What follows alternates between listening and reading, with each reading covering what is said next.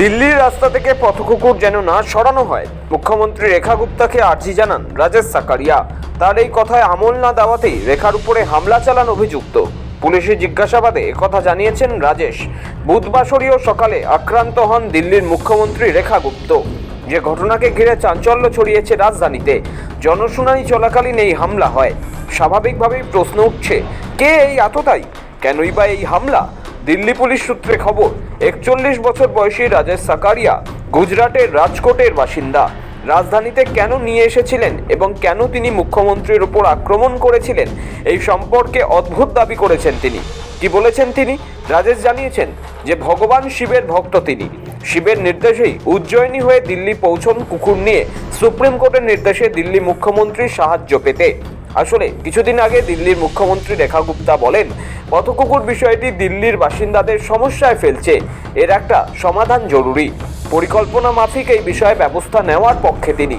দিল্লির civil lines এলাকায় মুখ্যমন্ত্রী রেখা গুপ্তের সরকারি আবাস, সেখানেই বুধবার সাপ্তাহিক জনশুনানি চলছিল। অভিযুক্ত রাজেশ প্রথমে মুখ্যমন্ত্রীকে কিছু নথি দেওয়ার আবেদন জানান, আর তা দেওয়ার পরেই অতর্কিতে মুখ্যমন্ত্রীর উপর হামলা চালান বলে অভিযোগ। জানা গিয়েছে মুখ্যমন্ত্রীকে চড় মারা হয়, এমনকি চুল ধরেও টানা হয়েছে। চড় মারার আগে তিনি ঢিলও ছোড়েন বলে প্রাথমিকভাবে জানা গেলেও পরে জানা যায় তথ্যটি ভুল। ঘটনার পরেই হাতে নাতে অভিযুক্ত ব্যক্তিকে ধরে ফেলেন মুখ্যমন্ত্রীর নিরাপত্তার দায়িত্বে থাকা কর্মীরা। জানা গিয়েছে রাজেশ সাকারিয়া শুধু এই হামলায় অভিযুক্ত এমন নয়, অপরাধের রেকর্ড তার দীর্ঘ। রাজকোটের ভক্তিনগর থানার খাতায় তার বিরুদ্ধে একাধিক মামলা রয়েছে।